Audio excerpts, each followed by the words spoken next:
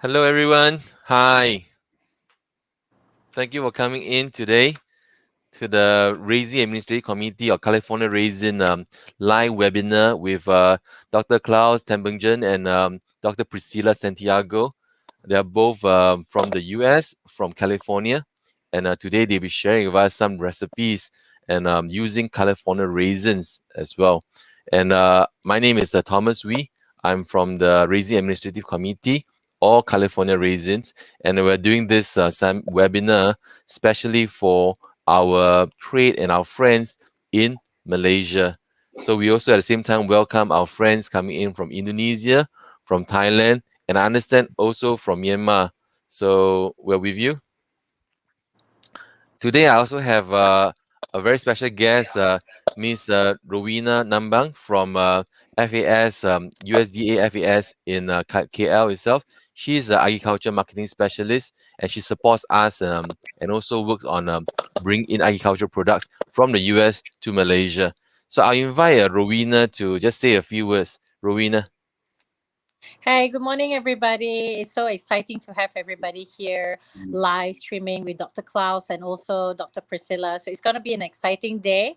I just want to welcome everybody on behalf of U.S. Department of Agriculture as well as Raisin Administrative, also for California Raisins. California Raisins has always been a huge market in Malaysia itself in terms of dried fruits as well. It's a very versatile, very high quality product, especially in the baking industry. And I'm sure today Dr. Klaus and Dr. Priscila will show you more on the versatility of California raisins. Have a really good day, have a good webinar, and enjoy the session itself. Thank you. Thanks, Rowena. Thanks for that. And just to pick up from what Rowena said, right? In Southeast Asia, California Raisin is the number one in terms of market leader, in terms of market leader for raisins in Southeast Asia. And in Malaysia itself, right, they're the second highest per capita in terms of consumption for raisins among all the 5 countries that we cover here. So congratulations, Malaysia. You guys are good. Eat more raisins. So without much further ado, I will also invite, Dr. Klaus is there. Hi, Dr. Klaus. How are you? Good morning. Dr. Priscila. For us, it's good evening. You guys look good. The setup looks wonderful. And today we are trying out with more cameras, so you get a better angle of your face as well. Yeah, we'll find out why Raisin make your face looks better as well. Make you look better. Now, just like everybody else, we adapting to the situation. We're trying to make the best out of working from home. We set ourselves up a little studio here for the entertainment and pleasure of our viewers. And we're very excited to demonstrate 4 raisin-related products today. Excellent. Great. So I will leave it to you. And just to let everybody have a bit of a background itself, Dr. Klaus is a master baker originally from Germany. He has traveled the world. He has run restaurants. He's now currently a professor in the college in the US itself. At the same time, he's also our official Raisin Administrative Committee, California Raisin ambassador and also master baker. So he does this not just here, he does it everywhere as well. I know in Mexico, and he does it in Canada as well. So we are very privileged to have him here. And at the same time, we have Dr. Priscila. She's a certified nutritionist from US as well. And she'll share also, some of the special characteristic of California Raisin, how it's good for our body as well. And I think later on, they'll share a little bit about why you should choose California Raisins over raisin or other origins as well, the quality of it. So I'll leave it to you, Dr. Klaus. And if you guys have any questions, please, you can put it in the comments. We can see you. You log in, you put your comments. And also don't forget to subscribe on the YouTube channel itself so that we can always keep you updated with our information. Okay, Dr. Klaus, over to you. Thank you. Let us start a little bit to tell you about raisins. We will not put our name onto a product which we don't believe in. And funny enough, we not only live in the US, but we live in California, and we live very close to the capital of the raisins, which is in the central area of California, namely Selma. but also Fresno, which is the world headquarter for California Raisin Marketing Board and the Raisin Administrative Council. Thomas, would you please start our little presentation we have prepared for the viewers? Yep, we'll show it straight away for you now. Please go ahead. Yeah, Hebe will do it. Yeah. Okay, there it is. So the big question is, of course, why California raisins? Well, California raisins are natural, natural sweeteners for everything. And what we are very proud of is that the oversight committees, the USDA and FDA, set very, very, very strict and high standards when our growers produce raisins. Right. So when we talk about California natural raisins, we're talking about the drying method that it's been used for these raisins in particular is natural. It comes from the sun, and there's no electric drying or technique involved in this process. Central California is a desert, and without water, we would have no crops whatsoever. However, due to the sunshine, temperature reaching up to 40 degrees Celsius, and the radiation and the reflection of the heat from the ground up provides the optimal drying condition for grapes. And as you mentioned earlier on, there's these institutions who are always checking the standards of the raisins, and the growers and packers need to make sure that these raisins contain the right amount of sugars before they start to dry, so they can have an optimal sweetness, and then after they're dried, they are not over dried or under dried that they can generate a problem with the product. So the drying process is also very important for the end consumer, as it guarantees to have a consistent product year after year after year, shipped all over the world. Right. We can also talk about the difference in sizes between these raisins and other varieties. We can also talk about all these little seeds that are in the grape itself, very non-pleasant sometimes when we're talking about baked goods or crackers or any kind of cookie, and the quality of the outer skin, how it's resistant to certain manipulation throughout cooking and baking. Next slide, please. So when we talk about the benefits of the raisins, we like to talk about a specific amount of raisins recommended per day. Do you know what is that amount? 6 cups. That would be too much. Yeah, no, about a quarter of a cup. That's ideal, about 40 grams of raisins daily. It's a serving of fruit that is recommended. So it's enough sweetness, not too much, not too little, and it provides a lot of benefits in regards to the minerals, fiber, potassium, iron, and so on. And actually, I myself, who has, like many others, have a pre-existing diabetes condition, enjoy raisins. I enjoy raisins as a snack, and of course, I have a sweet tooth. Right. So these raisins are considered in the medium, so they are okay to be eaten by people who have diabetes. Their glycemic index is in the average, so it's considered a fruit that, even though it's sweet, it could be consumed by people with pre-diabetes or diabetes. We also talk about sometimes the benefits of the raisins in our teeth. Right? I thought they're bad for your teeth. Why? Because they contain a lot of sugar. Right, but there's also prebiotics and specific sugars that are actually not damaging our teeth, but preventing cavities. There's studies showing this kind of research. And I like to talk about raisins as pairing. Now there's a trend to look of probiotics, talking about, for example, buttermilks, sour breads, any kind of yogurts, any kind of product that has been fermented and has live bacteria. But they also need the prebiotic, which in this case is all the fiber from the raisin that makes a good team. The live bacteria can benefit from the fiber in the raisin, and therefore it's perfect for our gut. And you know, we all know that gut health is very important to all of us. Yep. Next, please. So one of my big pet peeves is to ensure that everybody knows how to use raisins properly. And we do nothing else than a very simple method. Whenever we have raisins, you want to precondition those raisins. And preconditioning raisins is done by submerging the amount of raisin needed. This is, for example, the amount of raisins we're going to need for our tres leches bread in a moment. And take those raisins, submerge them in controlled water, about 78 degrees Fahrenheit, which is about, I always call it tap water. Right. 21 degrees Celsius.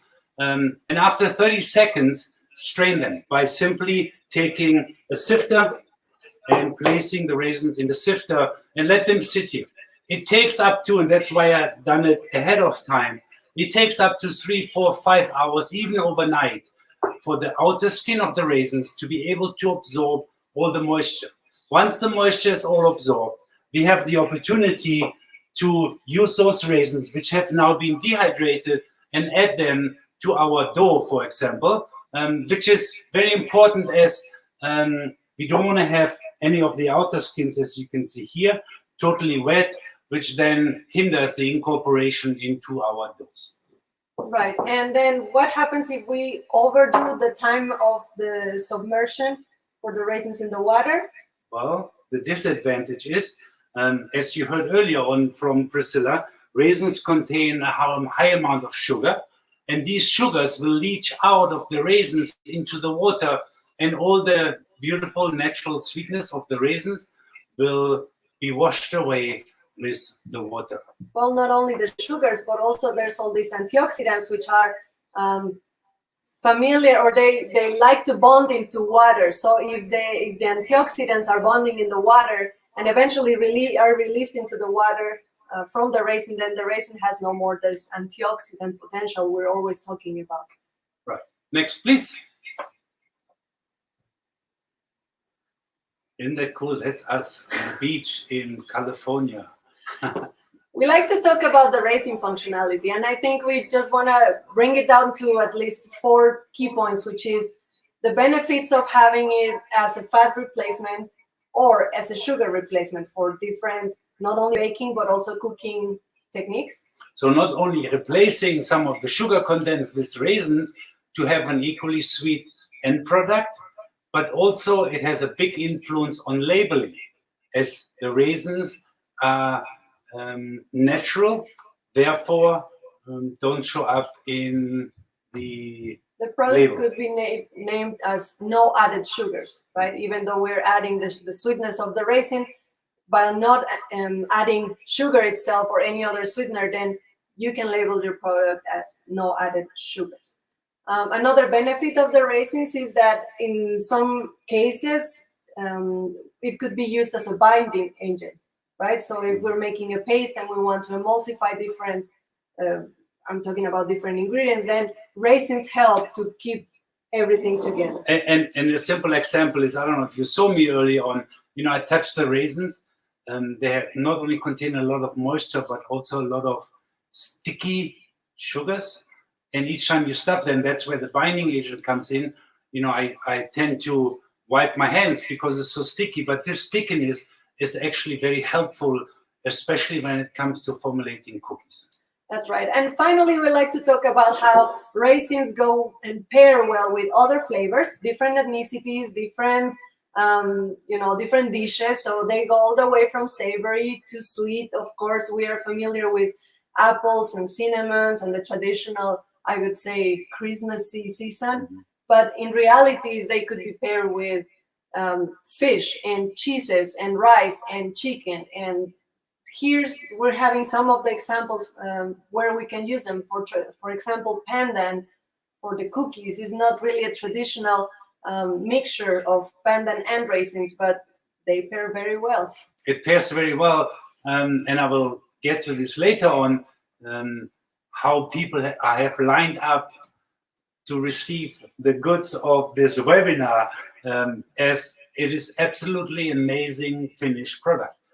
What we also put in raisins, and we were really fortunate to come up with not only raisin juice concentrates, and use those products in sparklers, where we use mineral water, low carbonated mineral water to add some of the raisin juice to it.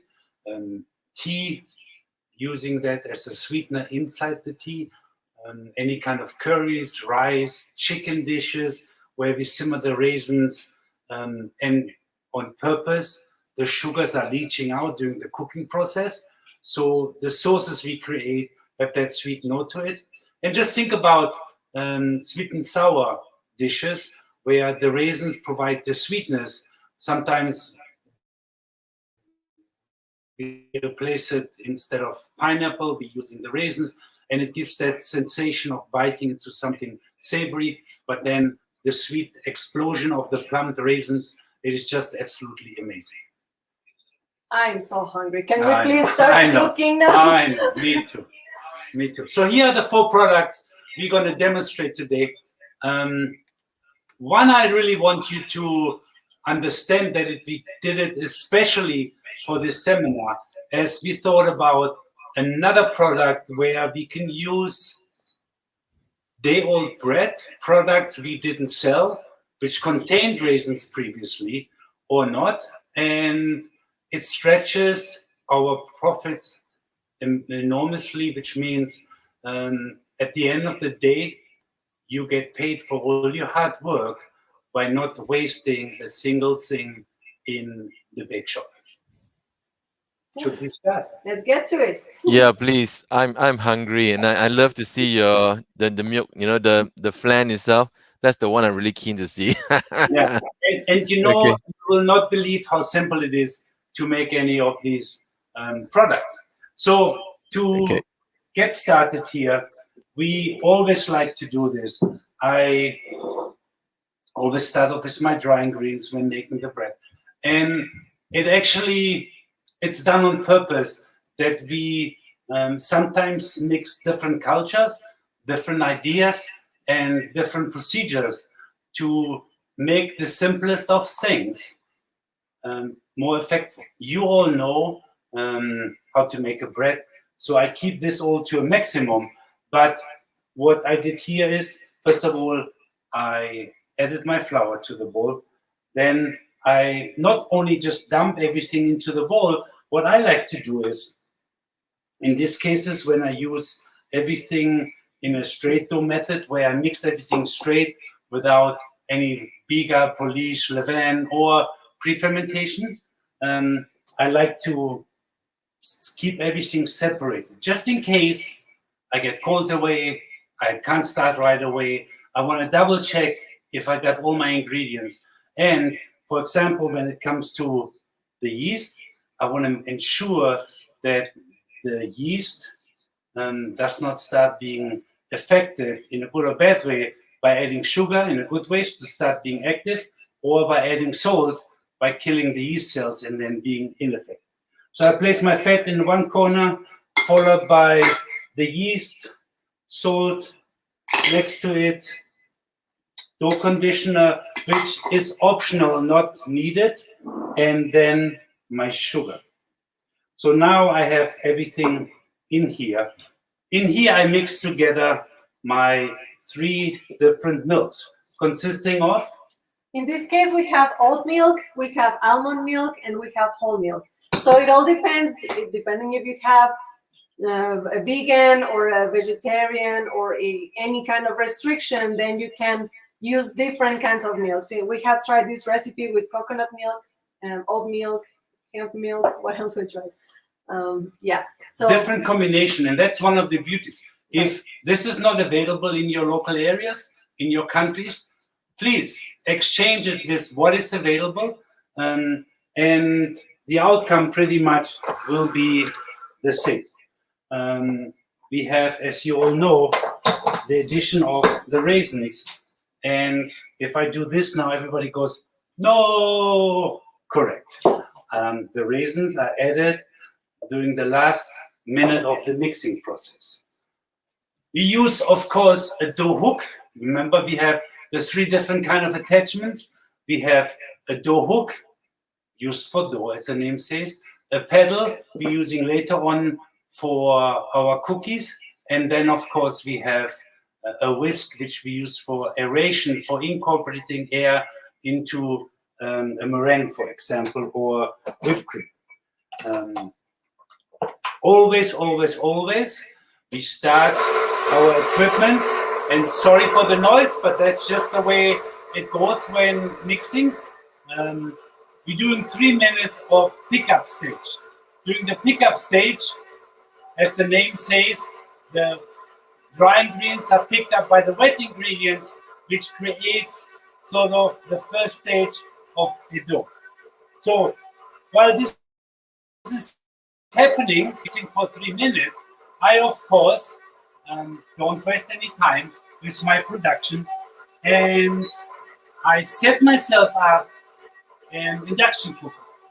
The induction cooker is something which I love doing because it is not needed. I can take it and put it away.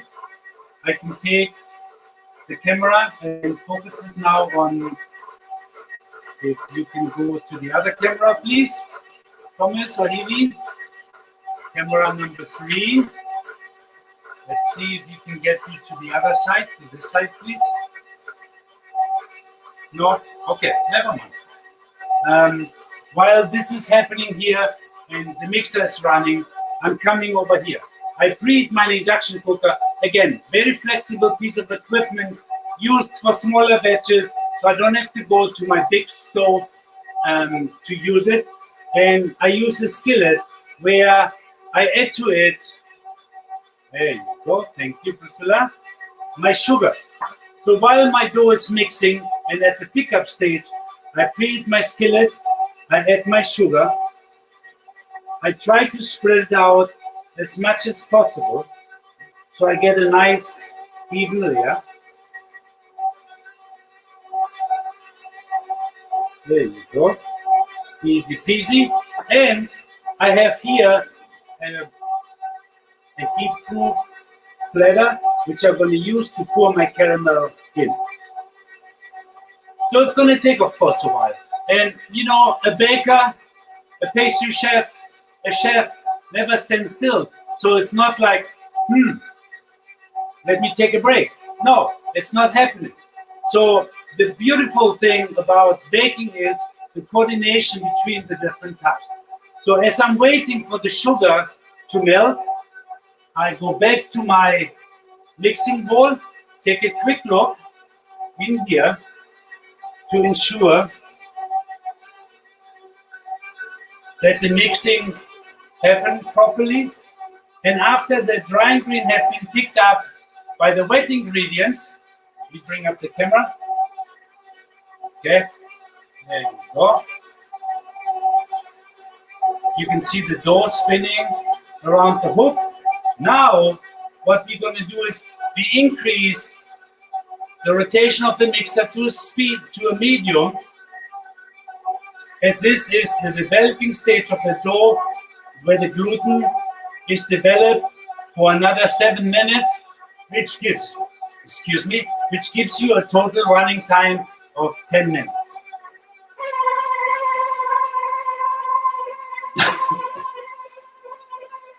At this stage, I also check the dough consistency. If the dough is too dry, I will add additional liquid. If the dough is perfect, I leave it as it is. I love using these plastic bowl scrapers. They're very flexible. I not only use them as a scoop, so I can scoop something up, but also to scrape down the side of the bowl to ensure maximum incorporation of all the ingredients. So, as you can see on the left-hand side, now my sugar starts to bubble and to smoke. Because, of course, as you can see, the induction cooker is super, super strong, super hot. And what I want to do is I want to develop some flavors, which I get through the caramelization of the sugar. But of course, I don't want to necessarily crystallize the sugar, which happen all the time, which is okay.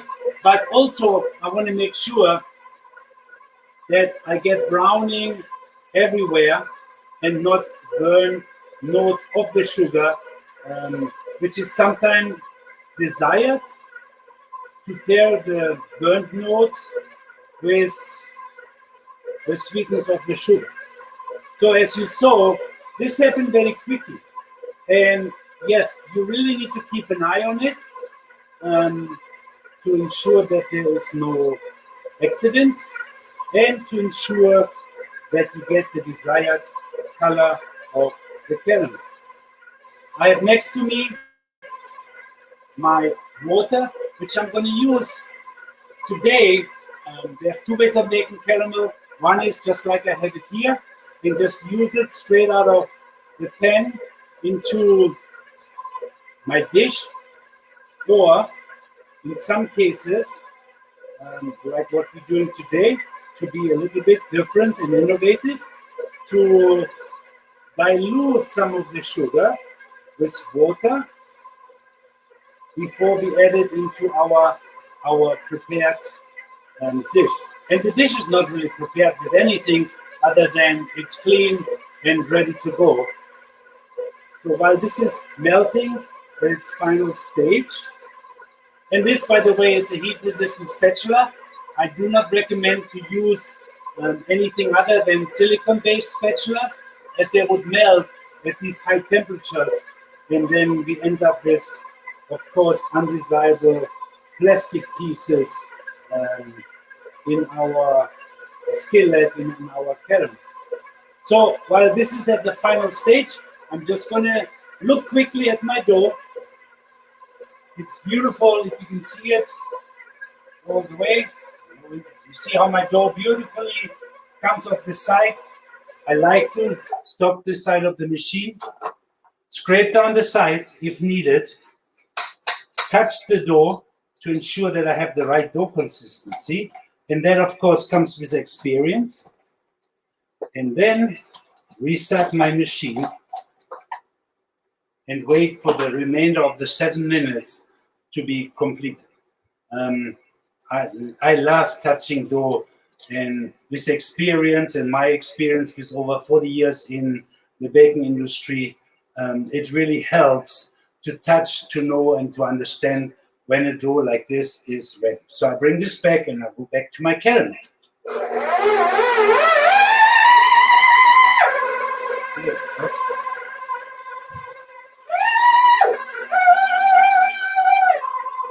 Okay, so I'm back. It's my caramel.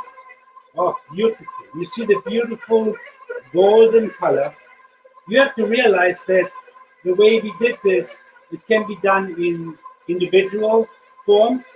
It could be done into a big pan like we have here. Whatever you do, make sure that you're ready when the caramel is ready. So the next step is to basically add the water drop by drop. What you will see is that, of course, the sugar will seize up right away, but as the sugar seizes up, it will also dissolve, and straight away, as you can see now, there you go, you see how the sugar bubbles, but straight away it will dissolve. Go slowly, slowly, slowly, slowly. It helps with preventing from having big lumps. And also be careful not to splash, because yes, it does hurt when you get touched by those hot sugars. Dr. Klaus, can you please remind us which recipes you're working with? Okay, so this is the recipe for the flan, and I have here the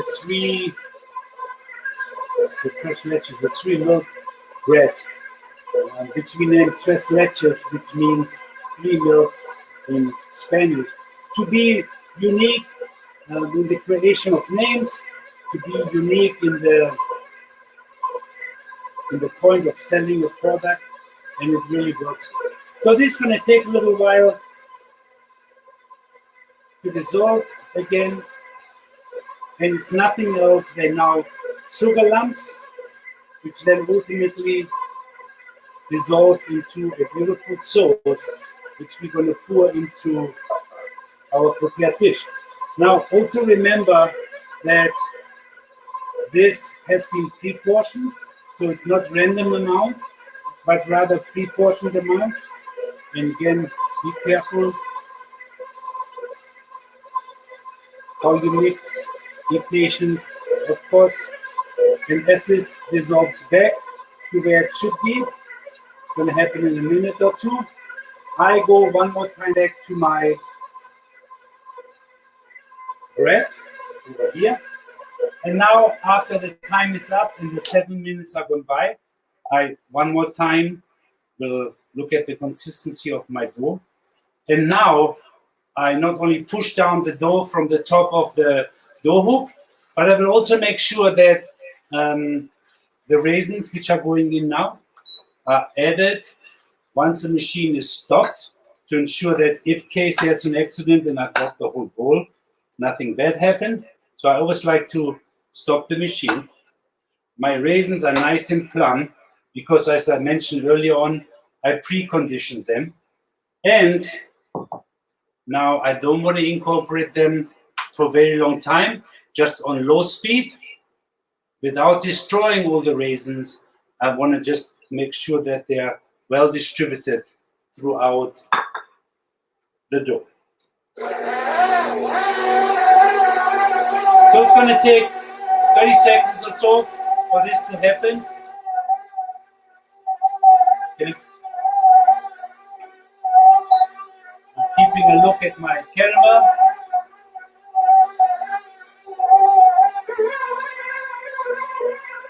Keep an eye on your raisin. Make sure that they're not over incorporated. There's no need for it. Remember, we soften them so it doesn't break up the raisin outer shell. I do stop it one time to just make sure that the dough, which is stuck on the top of the dough hook, and you know your machines better than me or anybody else. And every machine is a little bit different, but in principle, they all work the same. Push it down to make sure that all the dough is now part of the bag.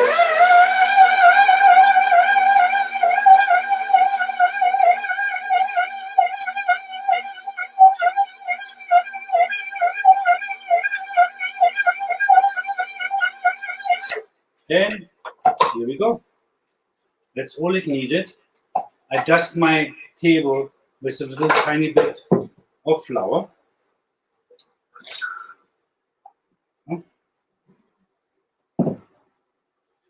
Before I add the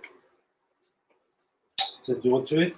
I always love to make sure that my dough hook is totally clean, out of several reasons. One is it's much easier to clean, and second of all, it's also much easier to wash at the end.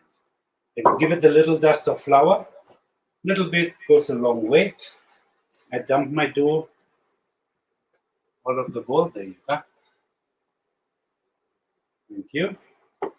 And as you can see, if I do have spots which don't have any raisins, I will show you in a second to ensure that there is nice distribution of those raisins throughout the mix. Look how nice and clean the bowl is.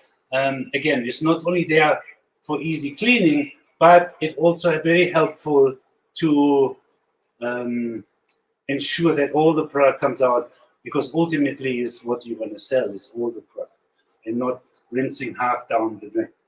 So while this happened, give me 1 second. I will go back to this. I want you to see what happened to my caramel. If you can swap positions. So while the dough finished incorporating the raisins, my caramel is now ready. And all I do is I take this caramel. You see the beautiful color of it. Isn't that so nice when it's a bit quiet? Can you move the camera over here? There you go.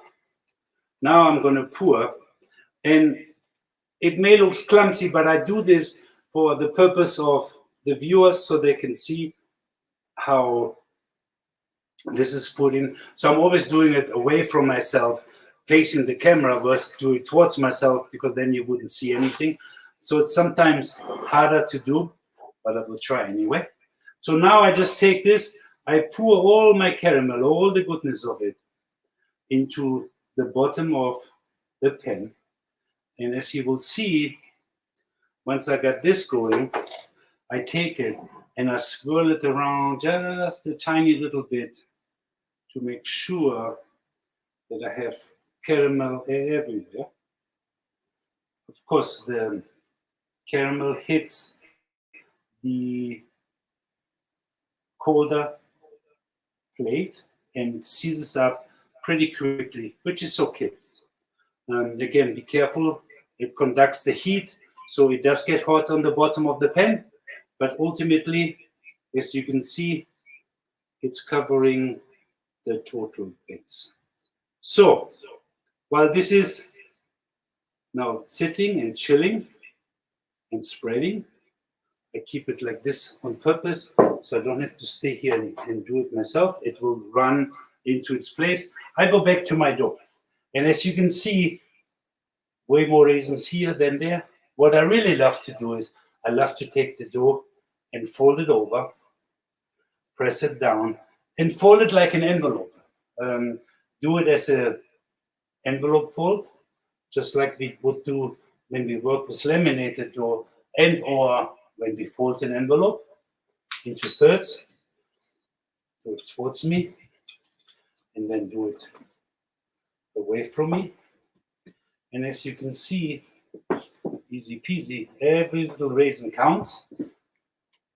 I do this, I fold the dough over, and now I always say I put the baby to sleep. It is now, as we may know the terminology, it's bench resting. It's resting on the bench in bulk, which is what I'm really looking for. So I cover it to prevent it from drying out.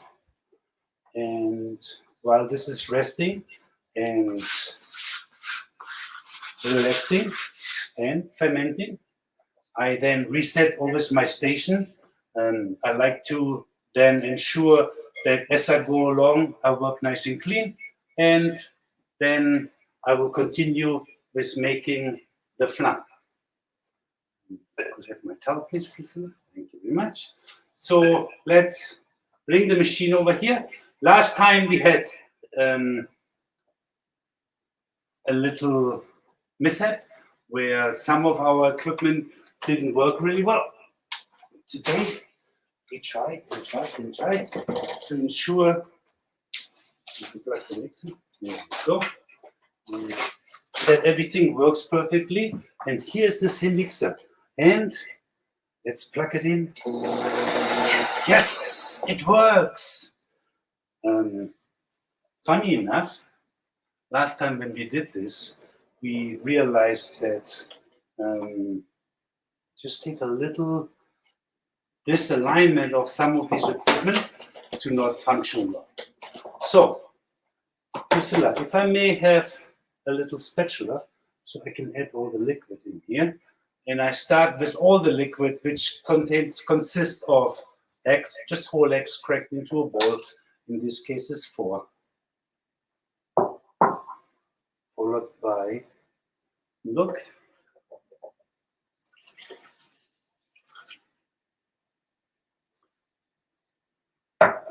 Raisins, no, not yet. Then we have, this is what I really enjoy using. So this is bread from yesterday. And in a bakery, you would have made a whole bunch of bolillos or bread, which have not been used. So we took this and we actually measured the weight. It adds up to about 400 grams of whole bread. Or dried them, ensured that they never left the promises to ensure food safety. and using them in a recipe not only as a thickening agent, but also to give additional flavor to the end product. Then it's followed by milk, which I put already in. And we have here cream of coconut. And again, we try to eliminate some of the waste amount of sugar in a flan, and by using coconut milk, it really provides the same benefit when it comes to settling the flan, but it reduces the sugar by an enormous amount.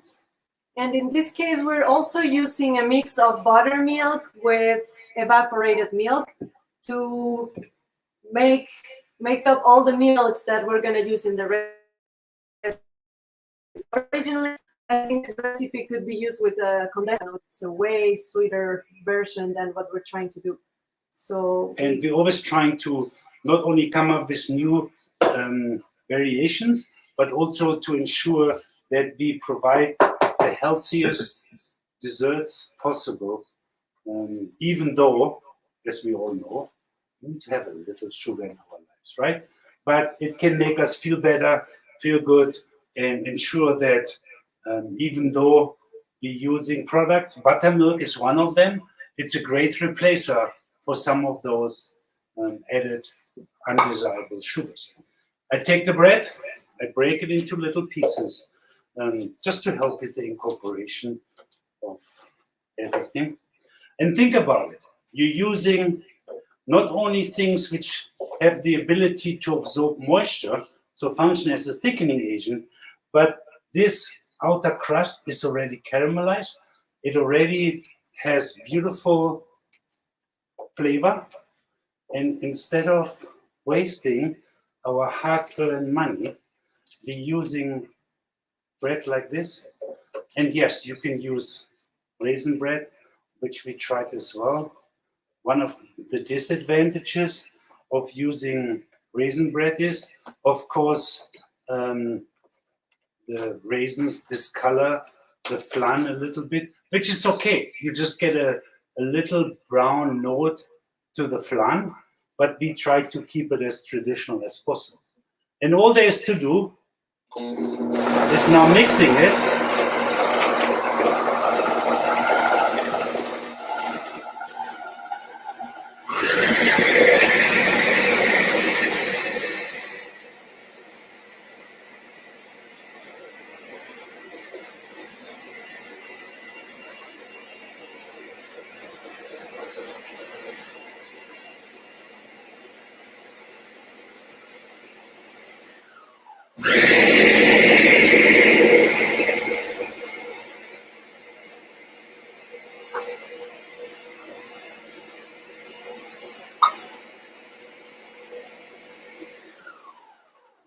How long do I mix?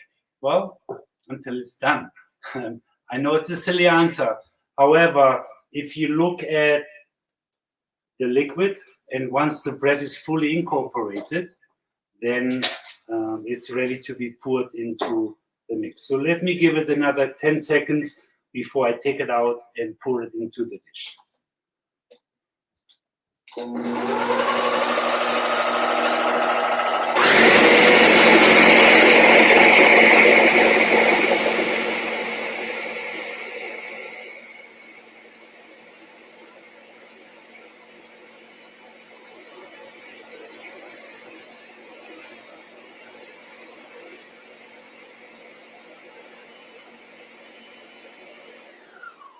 And there you go. That's all there is to it. Just mix it until well incorporated. I just want to double check. I remove my blade, of course. In this case, be very careful because this blade is very sharp. But also ensure that you do not submerge this into the sink, even if you work by yourself, because somebody can just touch and grab it, and we don't want to have anybody getting hurt. And then we're taking this and simply pour it into our prepared caramel dish. You see how nice and thick this already is? So the eggs, the milk, and everything else will just be perfect. And now we always experiment ahead of time, and we always try these recipes ahead of time. So we found out a couple of things. One of the things we found is that you do not want to overbake such a beautiful flan. And here is how you do it. You take a tray, you place the flan onto the tray. You then, of course, we have to add now the conditioned raisins. When you do this, make sure that the raisins are spread out as much as possible. And what we have found is that some of the raisins will stay afloat on top, and some of the raisins, which you will see later when we unveil the finished product, will actually float or float to the top / sink to the bottom, which then, if you reverse it, will sit on the top. So it looks beautiful and the raisins are very, very visible. No need to mix, no need to make anything other than taking your tray very carefully. Here's what we discovered. Because of the large amount of bread from the day before and the thickening power of those bread, which is dry, so it absorbs a lot of moisture, we have found that we tend to overbake the flan. The flan is the coagulation of the 4 added eggs, the added bread to the flan. And here's what we do. We take, to prevent direct coagulation of the eggs, scrambling, we take the pan just like this. It has to have a 1 or 2 centimeter high rim. And we take cold water. I do not like to use hot water because the hot water instantly scramble the eggs and scramble the tart, and therefore gives a funny mouthfeel, like eating scrambled eggs in a dessert. Cold water, I place this tray in the oven now without the water on it. I use something like this where I can pour the water out of the pitcher and then fill the pan inside the oven once the pan is set inside the oven with water, with cold water.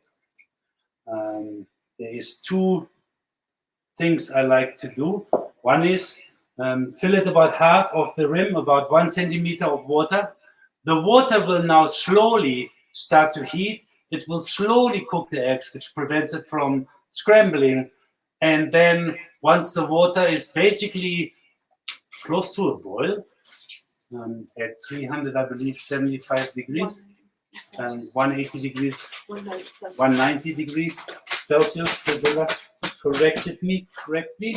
I then switch off the oven. Keep the oven door closed after 1 hour, 60 minutes, in this size of flan. If you choose to make smaller flans, 2, 3, 12 portions, individual portion sizes, of course you need to decrease the overall baking time. But then after 1 hour, I switch off the oven. So I cut off the heat source. I let the flan sit in the oven for how long? Well, an hour, 2, sometimes 3 hours, depending how busy I am. And the carryover of the hot water, the carryover of the heat inside the oven will still allow me to cook the rest of the flan. So we found that after exactly 1 hour, switching off the oven, using the carryover heat of the hot water and the hot oven will perfectly cook the flan. The other nice thing is, of course, this water is boiling hot. How do you remove a pan with boiling hot water? Well, I obviously very carefully, but remember, I've done it a few times, so I'm okay. After I burned myself many times. I don't want anybody to get hurt. So I caution everybody to just let the pan sit, let it cool down. Then it's much easier to remove either the whole pan together or remove the dish before I remove the water from the oven, and ensuring that nobody gets hurt. I then take the flan and refrigerate it once it came to room temperature for We do it overnight. 4 overnight. hours. 4 hours at least, if not overnight, which is always the easiest one. You cannot refrigerate the pie too long, but you need to refrigerate it long enough so it can settle, the breadcrumbs and the eggs can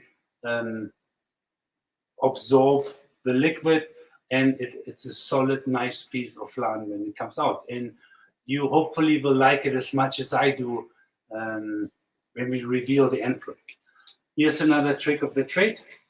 Take a piece of foil, cover the dish with the foil before you put it in the oven.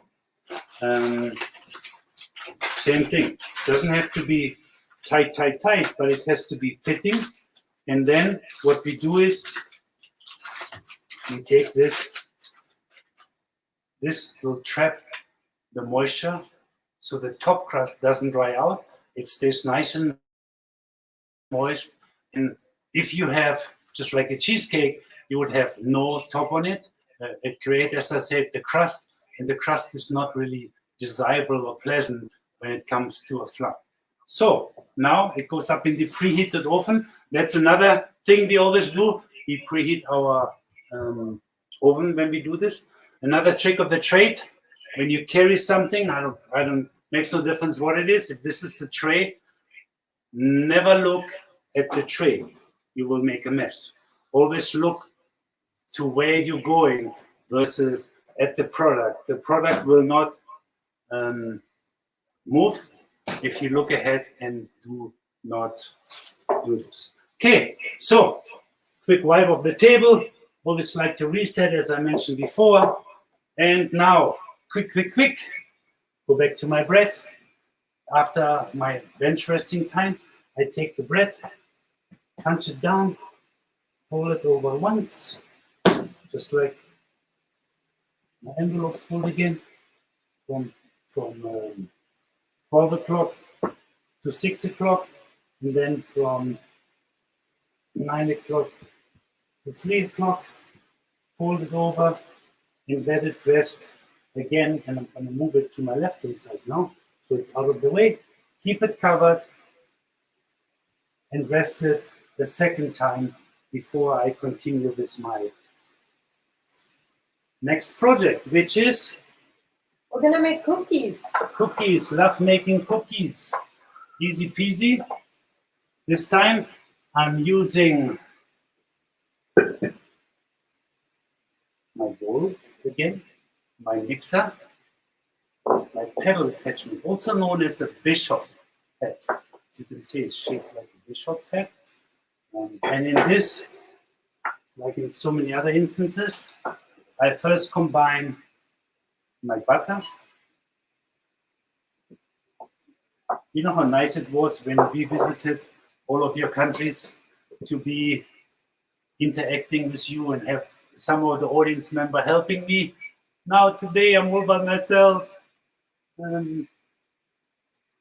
which I of course miss tremendously, to be on site, to be with all of you, to answer your questions as we go along. And I hope we have the opportunity to do so. So we of course do creaming, which means we combine our fats and our cream cheese in this case with all of our sugars. It applies always the same.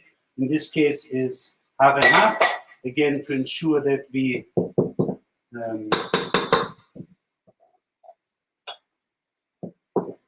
give some of the flavors associated with this. So one more time, this is the pandan cookies, right? Right, the pandan cookies is not new to us, but new to a lot of Americans.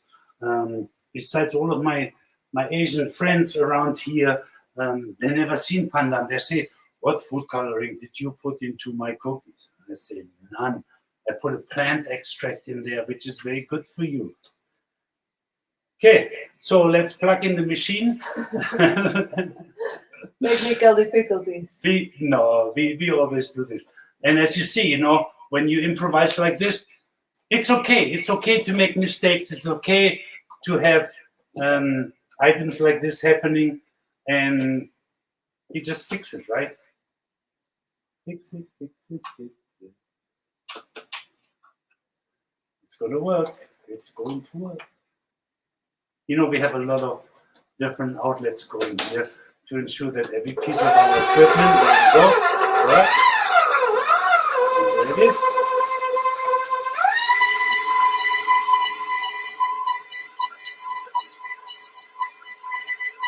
So creaming our sugars and our fat, then that is followed by the addition of salt,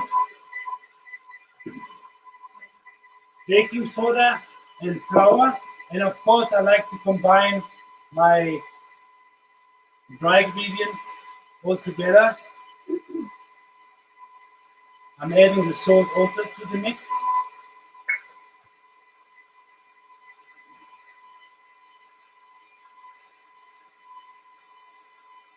And, you know, again, you want to ensure that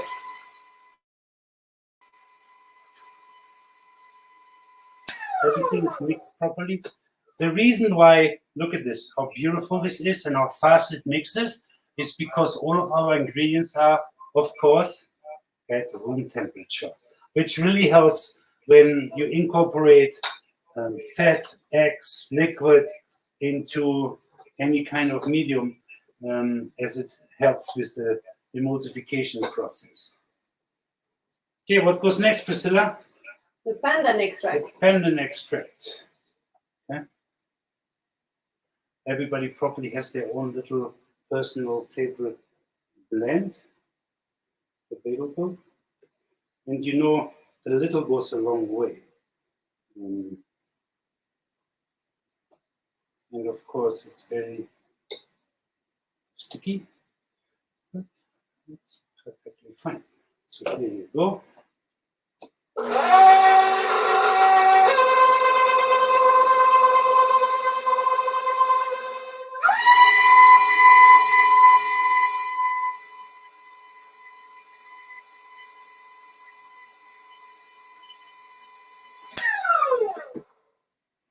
I actually did, to tell you a little funny story. I took some pandan with me when we visited Asia, and you can imagine I was not lucky and the bottle broke. And besides that, the whole airport in San Francisco had pandan on the floor. It smelled very lovely. And I had the little dogs who run around sniffing for items which are not allowed to be brought into the US. And they, of course, found my pandan.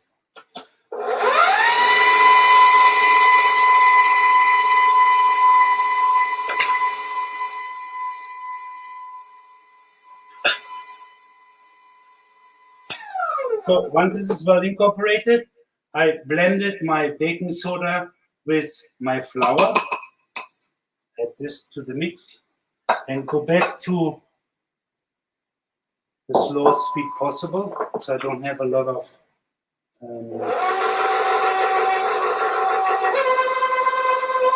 liquid splashing everywhere. And then once that is fully incorporated, I will scrape down the mix one time to ensure that everything is well blended, and then I will add my raisins. Again, my raisins are being conditioned.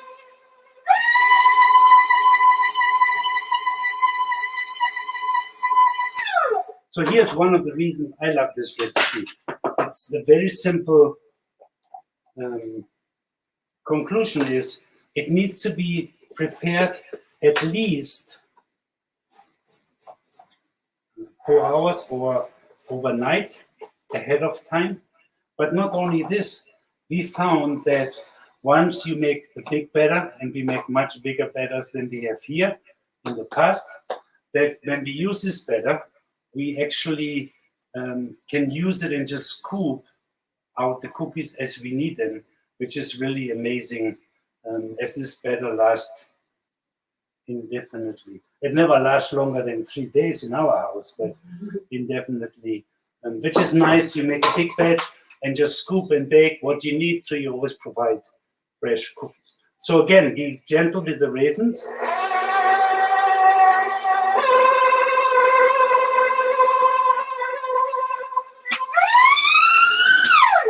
That's all it takes to fully incorporate the raisins into the batter, as you can see.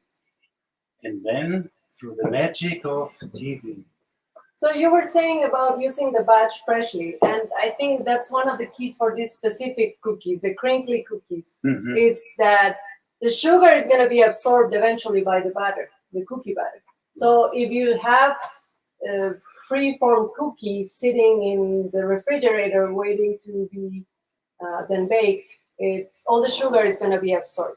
So basically, this is one of these cookies you have to do a la minute. And you know, the other beautiful thing, as we said, so as you can see, we just exchanged the one cookie to the other. I love wearing gloves when doing this. And yes, we wear gloves all the time when in a production setting we actually sell the item. And we're doing two things. We're using a little bit of, a little bit of cooking spray as a lubricant for our hands, which really helps a lot. And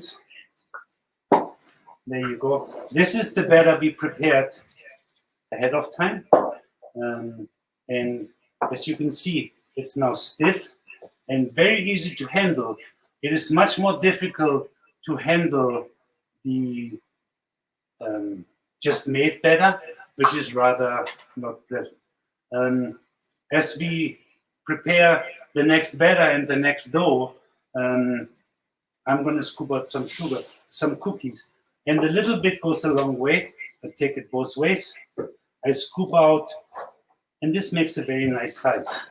About little balls this size. I roll them in my hands. Look at this. They don't stick. They're perfectly shaped. I can roll them in the existing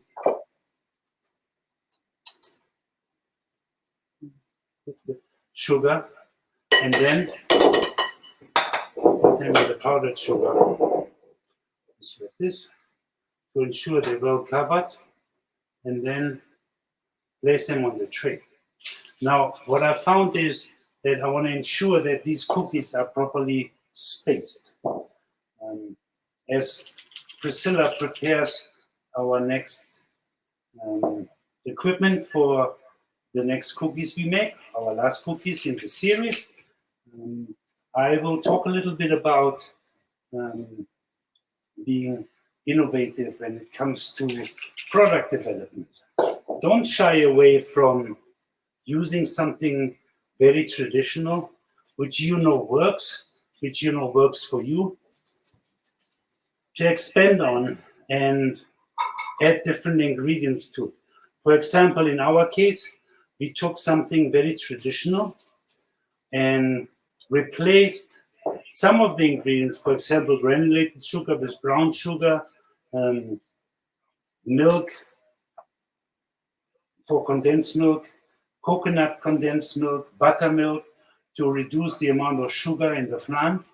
And through experimentation, we have been very successful in getting products which are very desirable, loved by a customer, not only loving them because you give them the product for free, but really like them because they are amazing, but also to ensure that people ultimately would pay their hard-earned money to buy some of the products you created.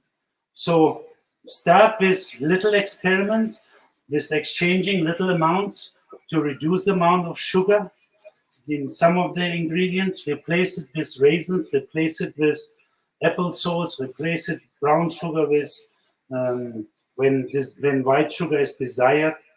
Follow directions, make yourself notes, and ensure that any of this becomes a very desirable, sellable product.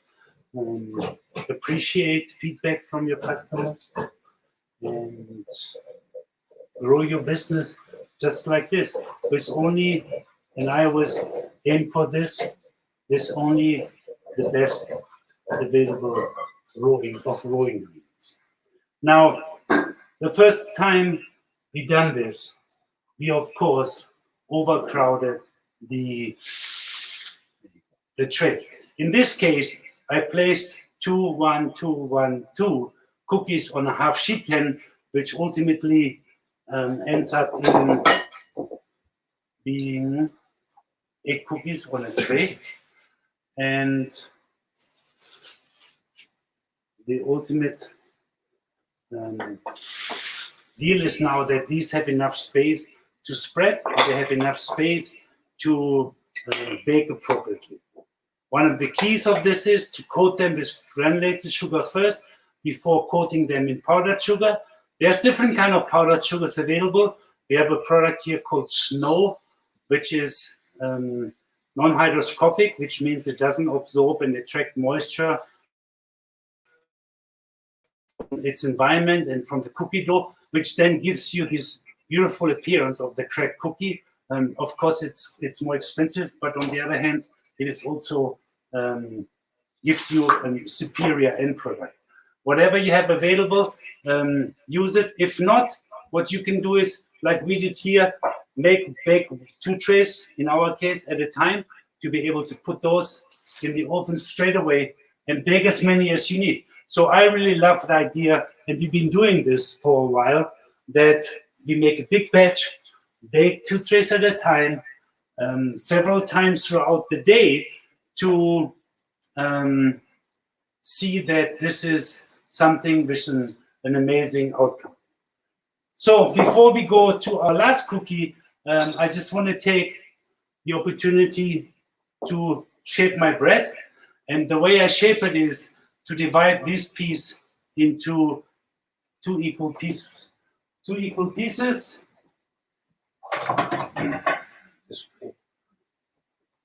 Of dough, using a scale and a bowl scraper. I eyeball it, and I'm pretty accurate of where I end up. Again, it all depends on what kind of equipment you have available, but to ensure equal baking times, I want to make sure that both pieces are more or less the same. 1,300 gram versus 1,150.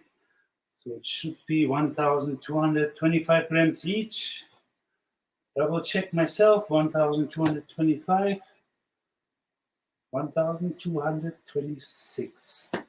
Right. What can I say?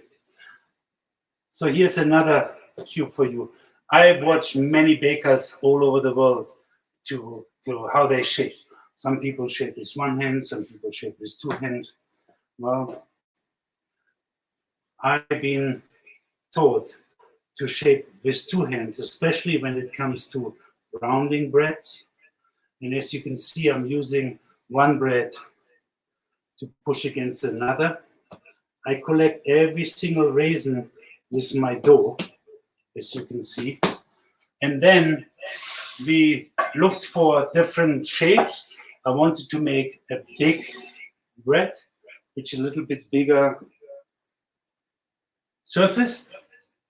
Simply, again, a little bit of spray goes a long way.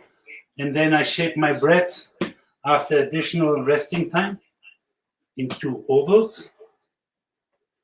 Gently deflate and shape the bread.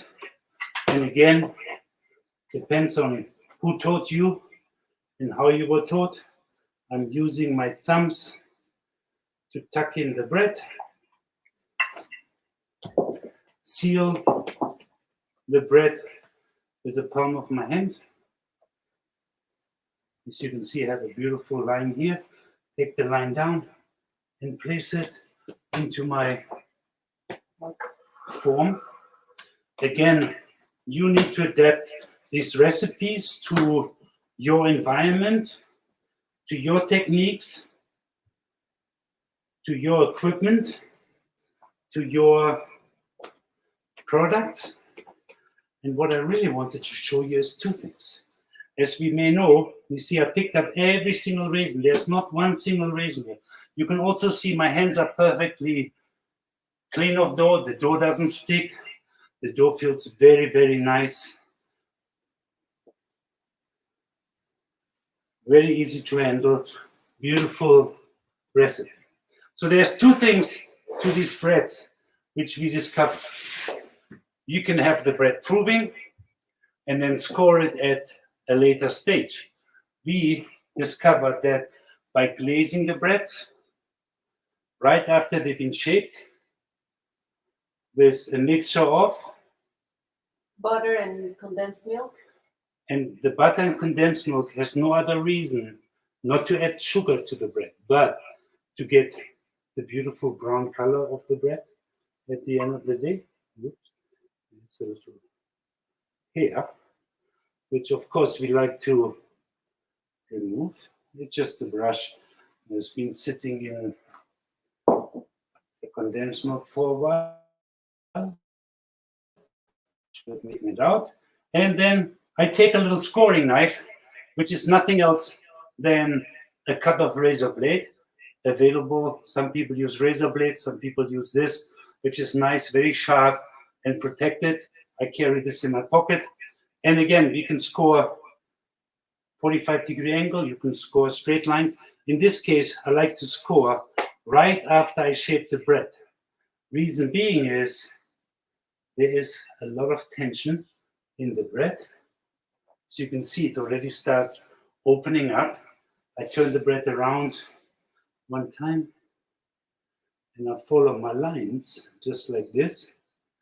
But it will also give you a very desired outcome of a beautiful cut bread, which means the lines are very visible once you pay a little bit attention to these details. And the bread will burst open and looks beautiful just before it goes in the oven. And as I explained, the coating of the top surface is now very visible where you have shiny, very brown sections versus the little cuts which burst open and rather look white and pale because they have not been touched by any of the condensed milk and butter, not egg wash, but wash. See how you can do different designs, different logos, whatever your heart desires, you can do. The beautiful thing about this knife again is put it away at the end of the day and you're ready to go. So this go now in the proof box. Once they're fully proven, they go in a preheated 350-degree oven, which is about 170 degrees Celsius, and baked until not they're nice and brown, because remember they're brown very quickly, but until an internal temperature of 200 degrees, 200 degrees Fahrenheit, always have to translate, or 95 degrees Celsius is reached to ensure that the bread is fully cooked internally. It doesn't matter how long it takes until the internal temperature is reached. So if you make smaller breads, bigger breads, 1 bread, 2 breads, 4 breads, 8 breads, 12 breads out of the same batch, measure the internal temperature. Once you reach 95 degrees Celsius, the bread is ready to be removed from the oven. So last but not least, before we run out of time, which of course we don't want to do, is our last batch of cookies. And this consists of butter. You may pass it for me. Thomas, how are we doing on time? I know I talk a lot, but I will do my most to finish in the next, how about 5 minutes? I think you're fine. Don't worry. Just go ahead. People, the thing is the more people coming in to watch the stream at this time. So just wrap it up. That'd be great. Okay. But Chef, you need to answer the question. What happened to you at the airport after that? Did they arrest you? No, they are, normally they're confiscated, unallowed stuff. And what happened is they take the unallowed product away. Actually, they weren't concerned about the Pandan. They were more concerned about the big mess I made. Because if you pull your suitcase and it's dripping like little green dots along while you're walking, they weren't very happy because they had to clean up my mess, and the smell, of course, was something they're not used to. So therefore, the complaints were plentiful. Okay, thanks. I'm on the blacklist now with bringing unallowed things to the US, and believe it or not, you can actually get fined quite a bit, which you don't want to do. So make sure whatever you bring on ingredients both ways, because when we take something from here sometimes to Asia, you want to make sure that you protect the agricultural product of the country. That's the main concern. Right. Because they have Asia into the US or from the US into Asia. And that could ruin a lot of people's livelihood, which we don't want to do. Okay. So last but not least, our cookies consist of, Priscilla is going to help me out a little bit, of? We use butter, softened butter, milk powder, flour, and of course California raisins. So as you can see, it's only 3 ingredients.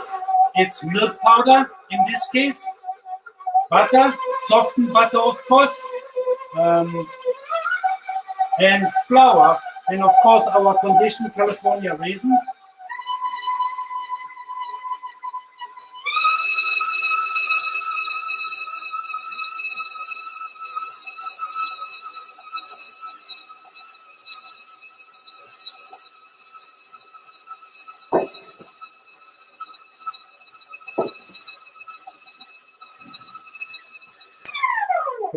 Scraping down the side of a bowl sometimes really helps to incorporate all the ingredients very easily. As you can tell, it doesn't contain any eggs, any other flavorings. No sugar. No sugars, no added sugars, at least not now. Yes, we do add sugar, but the sugar is on the outside, which really allows you to control how much sugar you want to add. And then adding the flour, again on low speed. The principles in every cookie is pretty much all the same.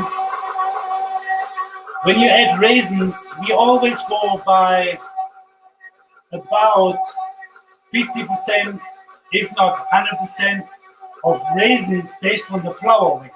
So, for example,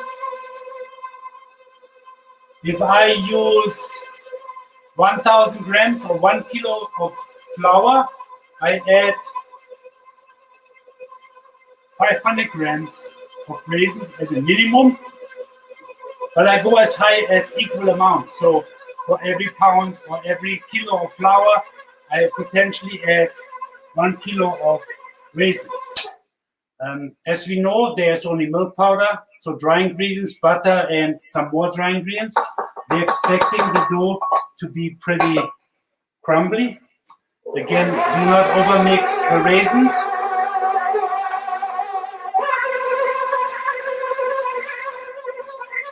And last but not least,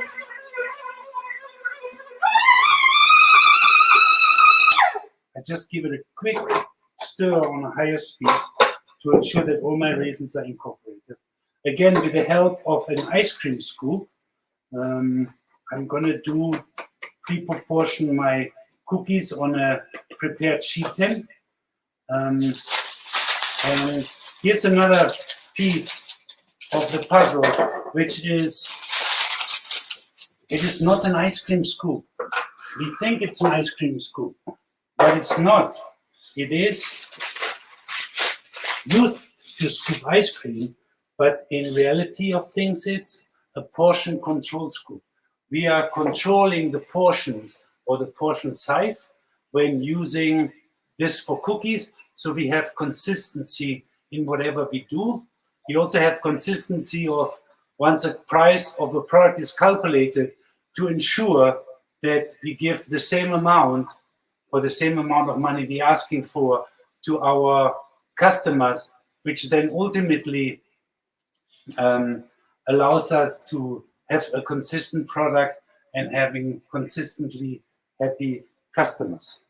So the size of the cookie, of course, is totally up to you. I always like to ensure that this cookie is flat into my scoop. I use the cookie, I roll it just to combine everything. And you see the beautiful appearance of this cookie. It is, again, I put 8x2 on there. And I like to give little indications like this into the cookie shape, which is really helpful when it comes to the final product, because it has something to do with the spreading. Again, there's not much, there's no sugar in it, no eggs whatsoever. So doing this helps with the spread of the final product. 1, 2, 3, 4, 5, 6. 2 more to go to finish one tray. I do not like overcrowding trays. Remember also, please, that this is only half a sheet pan. So therefore, of course, I'm going to go very small. Okay, roll it, put it on the tray, starting with 2, 1 single cookie to follow, another 2 quick roll in the hand. And look at this, when the butter is soft, when the butter is at room temperature, it works just like a charm to do this. Also shows you how quick it goes to produce some of these cookies. And there you have it. These are not as important to bake right away like the Pandan cookies are, but you can make, again, as many as you need, and then ultimately bake them as needed. Bake a lot, bake a few, depends on what your desire is to have. Okay, so to wrap up, before we're ready to answer any questions of our beloved audience, we have for you, it's okay, we have for you as finished products. And there it comes. Thank you, Priscilla. Look at these beauties.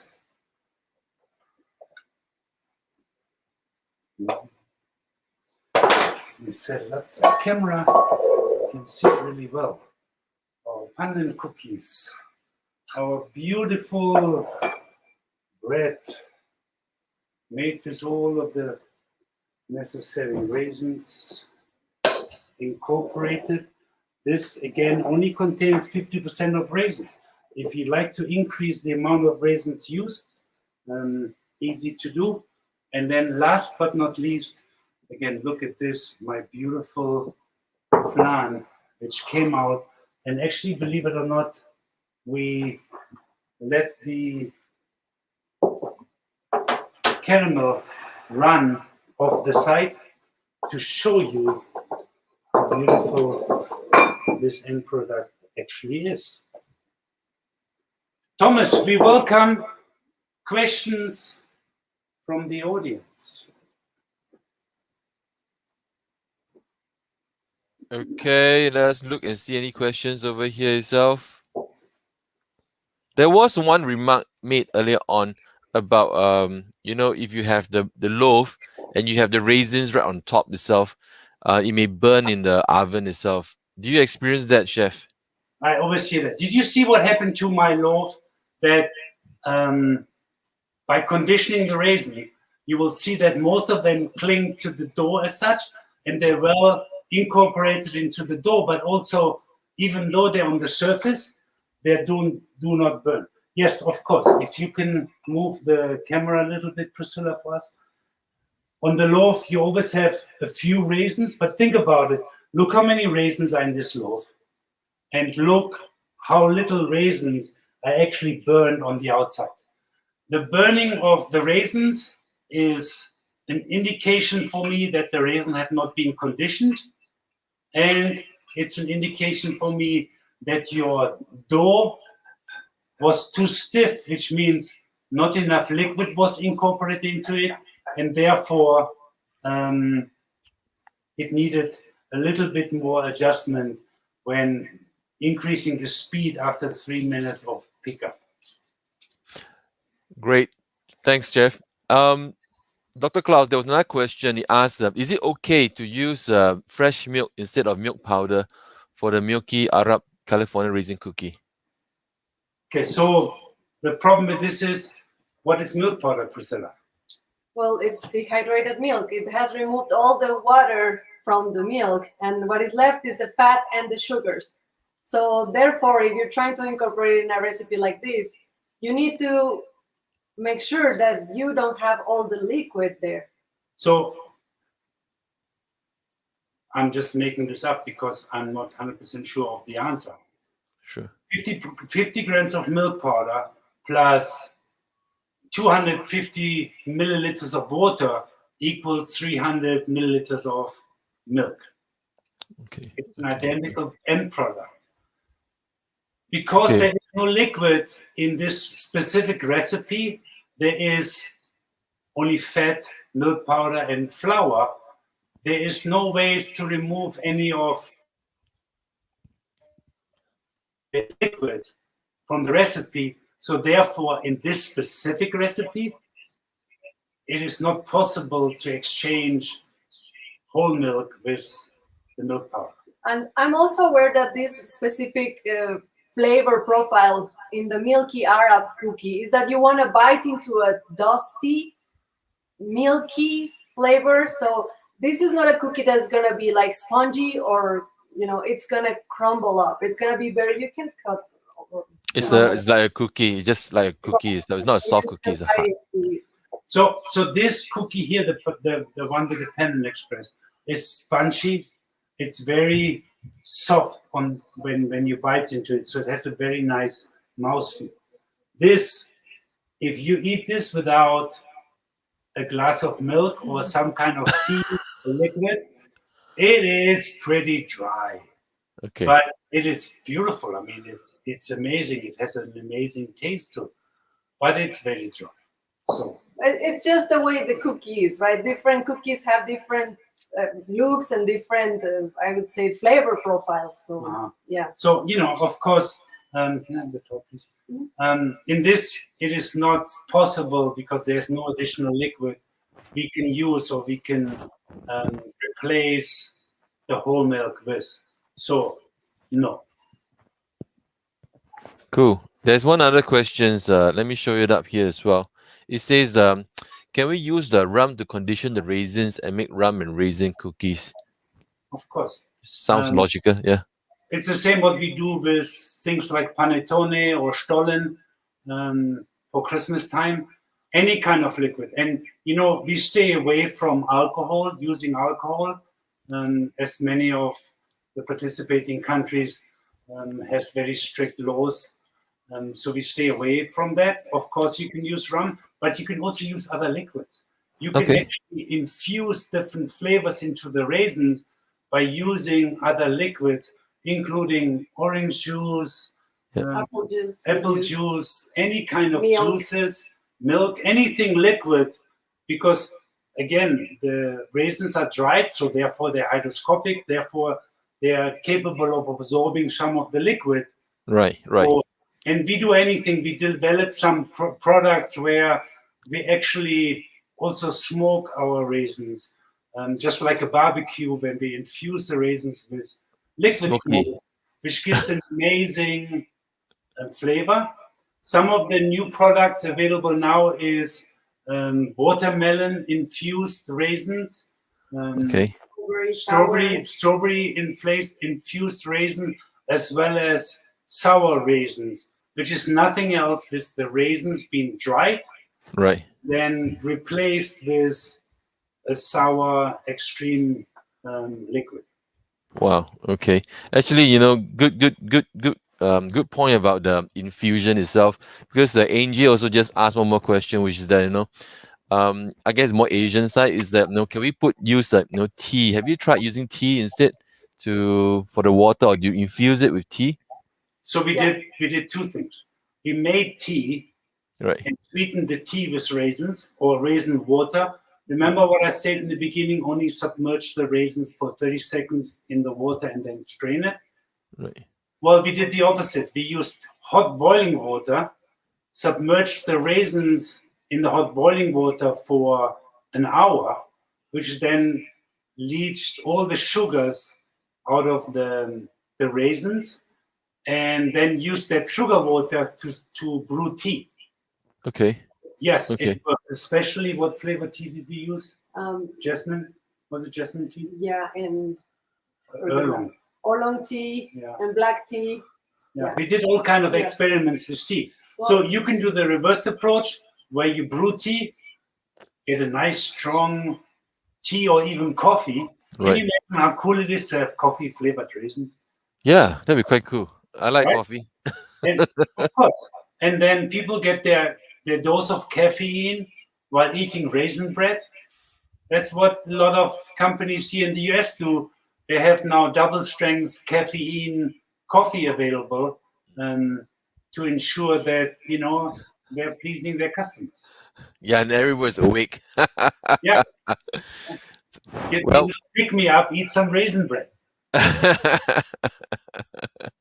well, thanks. And I think, Angie, if you do try to do that, use with tea infused or rather raisin infused tea to make some of your creations, do post it and tag us as well and let us know.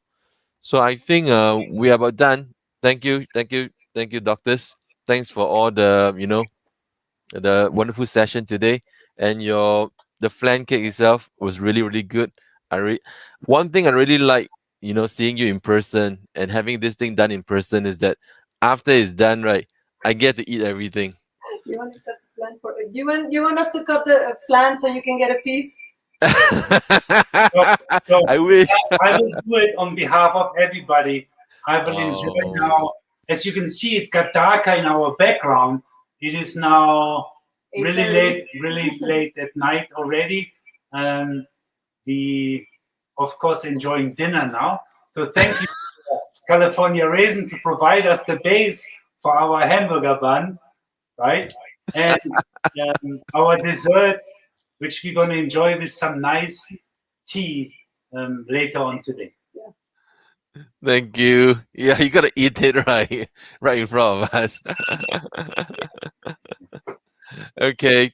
Thank you very much. Thank you, everybody, and thanks for coming to this session itself. We are done, and if you have any more questions, please, do send us your questions. Tag us on your Facebook as well. Tag us on your creation too, and don't forget to subscribe to our link itself to this channel, and we update you. And again, the recipe itself will be provided to you on our social media site itself. If you do the evaluation and send us an email, we will also send it to you as well to make sure you get it. If you do not get it, you don't get any of this thing, let us know. Any question as well, we'll be happy to do it. So thank you very much, and thank you very much, Dr. Klaus, Dr. Priscila, and let's say goodbye to everybody. Please put a lot of pressure on Thomas to get us back to your country as soon as possible. We are all and ready to travel. We want that too. Thank you. Thank you, everybody. See you soon. Bye-bye. Bye.